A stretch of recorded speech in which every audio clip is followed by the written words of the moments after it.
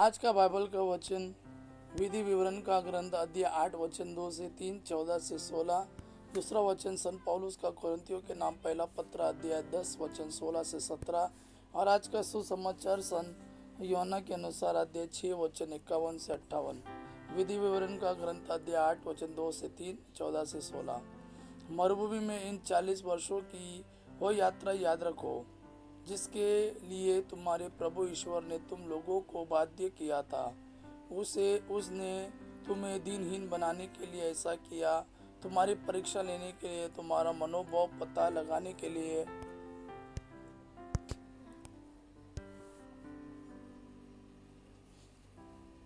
और इस प्रकार यह जानने के लिए कि तुम उसकी आज्ञाओं का पालन करते हो या नहीं।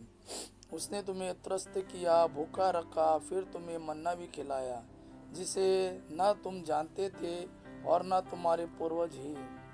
इससे उसने तुमको यह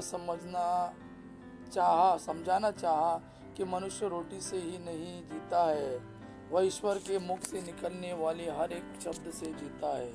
तो तुम घमंडी बन जाओ और अपने प्रभु ईश्वर को भूल जाओ। उसने तुम लोगों को मिस्र देश से दास्ता के घर से निकाल लिया। उसने इस विशाल भयंकर मरुभूमि में विषैले सांपों, बिच्छुओं और प्यास के देश में तुम्हारा पथ प्रदर्शन किया।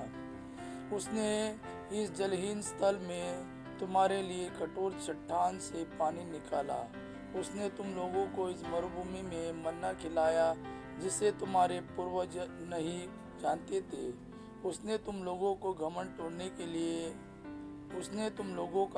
तोड़ने के लिए और तुम्हारी परीक्षा लेने के लिए ऐसा किया जिससे आगे चलकर तुम्हारा कल्याण हो। दूसरा वचन संत पौलुस का कोरिन्थियों के नाम पत्र पहला पत्र अध्याय 10 वचन 16 से 17। क्या आशीष का प्याला जिस पर हम आशीष की प्रार्थना पढ़ते हैं हमें मसीह के रक्त का सहभागी नहीं बनाता? क्या वह रोटी जिसे हम तोड़ते हैं हमें मसीह के शरीर का सहभागी नहीं बनाती?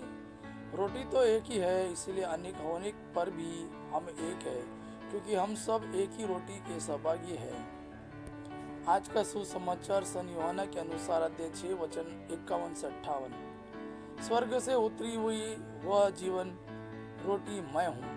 यदि कोई वह रोटी खाएगा तो वह सदा जीवित रहेगा। जो रोटी मैं दूंगा वह संसार के लिए अर्पित मेरा मांस है। यदि यहूदी आपस में यह कहते हुए विवाद कर रहे थे, यह हमें खाने के लिए अपना मांस कैसे दे सकता है? इसलिए ईसा ने उनसे कहा, मैं तुम लोगों से यह कहता हूँ, यदि तुम मानव पुत्र का मांस नहीं खाओगे और उसका रक्त नहीं पियोगे तो तुम्हें जीवन प्राप्त नहीं होगा। जो मेरा मांस खाता और मेरा रक्त पीता है उसे अनंत जीवन प्राप्त है और मैं उसे अंतिम दिन पुनर्जीवित कर दूंगा, क्योंकि मेरा मांस सच्चा भोजन है और मेरा रक्त सच्चा पेय। जो मेरा मांस खाता और मेरा रक्त पीता है वह मुझ में निवास करता है और मैं उसमें।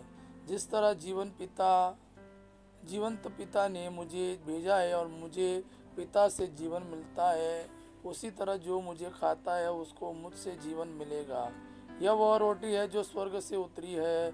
यह उस रोटी के सदृश नहीं है जिसे तुम्हारे पूर्वजों ने खाई थी, वे तो मर गए, किंतु जो यह रोटी खाएगा वो अनंत काल तक जीवित रहेगा। ईसा ने कफरनहूम के सभागृह में शिक्षा देते समय यह सब कहा। ये प्रभु का वाणी है। प्रभु को धन्यवाद।